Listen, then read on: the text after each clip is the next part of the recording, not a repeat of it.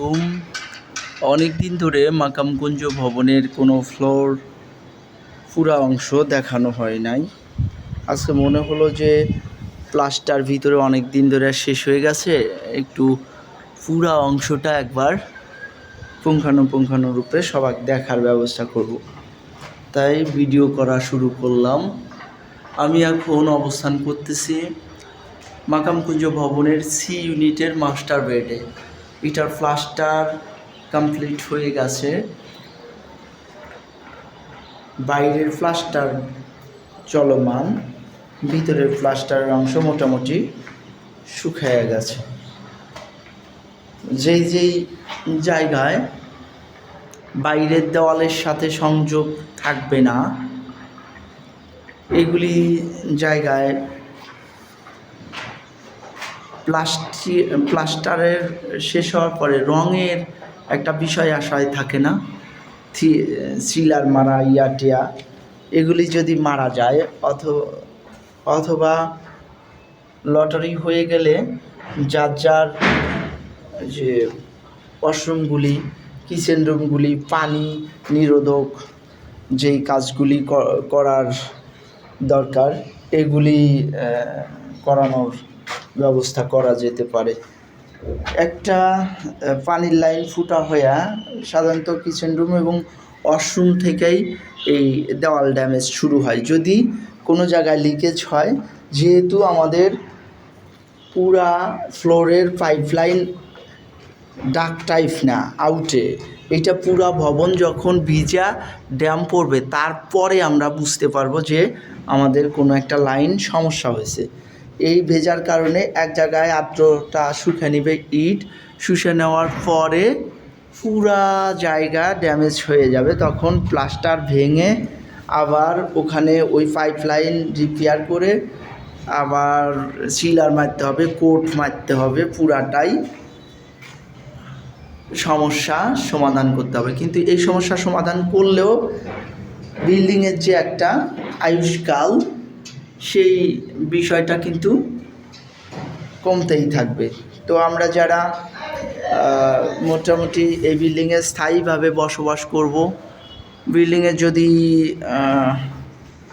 মোটামুটি খরচ হয়েও যায় 50-60 হাজার টাকা এক্সট্রা, আমার মনে হয় যে বিল্ডিংয়ের কিচেন রুমগুলা যেখানে পানির লেয়ার চলমান, সেইগুলাতে অন্তত ওয়াটার প্রুফিং করানোটা উচিত হবে। না হলে ওই ফাঙ্গাস টাঙ্গাস ধইরা দেওয়াল ড্যাম হয়ে একজনের ফ্ল্যাট নষ্ট হবে, শুধু তারটাই গেল এমন না, পুরা স্ট্রাকচারটা কিন্তু এককভাবে গঠিত।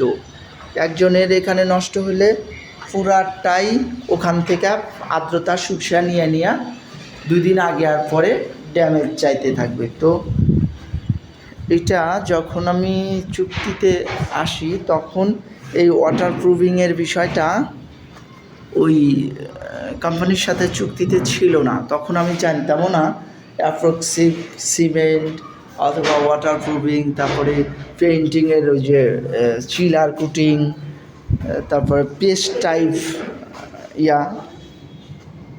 এখন অত্যাধুনিক সব। আমি এখন সি ইউনিটের থেকে ইউনিটে আসলাম, আমি এখন ইউনিটে দেখাবো এবং আমার যেই সমস্যাগুলি মনে পড়ছে আমি এগুলি সম্বন্ধে আলোচনা করব। যেই কথা বলতেছিলাম যে ওই যে পেইন্টিং, ডিস্টেম্পার বলেন, প্লাস্টিক পেইন্ট বলেন, বিভিন্ন ধরনের পেইন্ট বলেন, পেইন্ট কিন্তু চিরস্থায়ী না।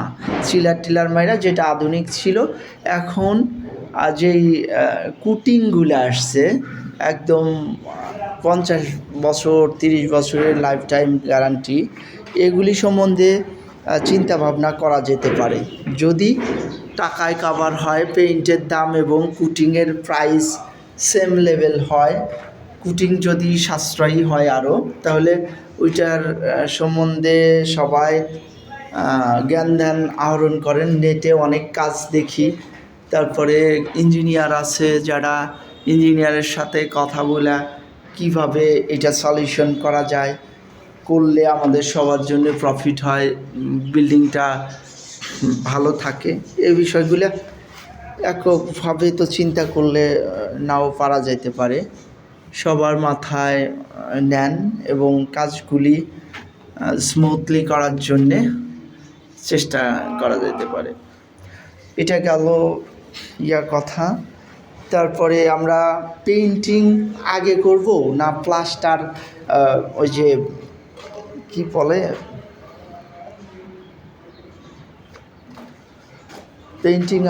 পেইন্টিংয়ের আগে যে ওই যে সিরামিক্স যে লাগাবো অথবা টাইলস লাগাবো, যে যার যার মতো করে নিজের সামর্থ্য অনুযায়ী টাইলস লাগাবো, এটা কি পেইন্টিংয়ের আগে হবে না পরে হবে? পেইন্টিং করার পরে যদি টাইলস লাগানো হয় তাহলে দেখা যায় ওই যে এই যে 8 ইঞ্চি করে আসে না, এখানে তো টাইলস লাগানোর পরে পানি দিতে হয়। এই পানিটা কিন্তু পেইন্ট পর্যন্ত শুষে নেয়, আর শুষে নেওয়ার পরে এই জায়গাগুলি অনেক সময় ড্যামেজ হয়, পরে আর পেইন্টের কালারটা নষ্ট হয়ে যায়, সমস্যার সৃষ্টি হয়। তো এই বিষয়টা সলিউশনের জন্য যারা ইঞ্জিনিয়ার আছে অথবা অ্যাভেলেবেল কাজ করে, সমস্যা যা দেখে সলিউশন আগের থেকে করে রাখা যায়, এরকম একটা চিন্তাভাবনা করা যেতে পারে যে কখন আমরা কোন কাজটা করব, যে আগে কি পেইন্টিং করব না আগে টাইলস লাগাবো। তাছাড়া যেমন ইলেকট্রিক কাজগুলি আমাদের বাকি আছে, ইলেকট্রিক কাজের আগে অবশ্যই লটারি কমপ্লিট করে দরজা লাগায় দিতে হবে।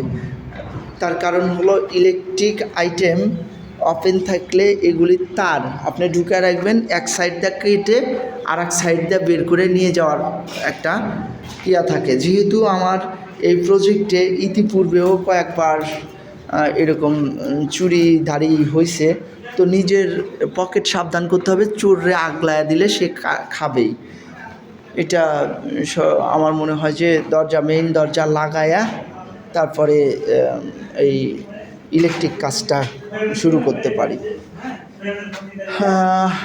আর এই যে লিফটের এইদিকে কি প্লাস্টার হবে কি না জানি না, প্লাস্টার মনে হয় হবে। আমি এখন লিফট থেকে আমি চলে যাচ্ছি আমাদের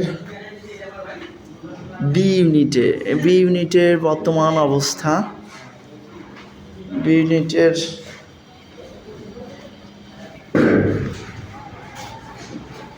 এদিক দিয়ে শুকিয়ে গেছে, কিন্তু এই যে আউটসাইডের যেই কাজগুলি আছে প্লাস্টার করলে এই আউটসাইড থেকে পানি এসে দেওয়ালগুলা আবার ভিজে যাচ্ছে। পেইন্টিংয়ের যে বিষয়গুলাই যে দেখেন আউটসাইডে করছে, এই যে দেওয়াল কিন্তু ভিজে উঠছে, এইটা শুকানোর জন্য সময় দিতে হবে। আর এই পানি মিনিমাম 15 দিন খাবে, 15 দিনের মতো আবার পানি দিতে হবে। তো পেইন্টিংয়ের যে বিষয়টা আগে পরে করার, এটা একটু দেরি করেই ধরতে হবে। প্লাস্টার শেষ হলে তারপরে শুকিয়ে গেলে পেইন্টিং করা হবে।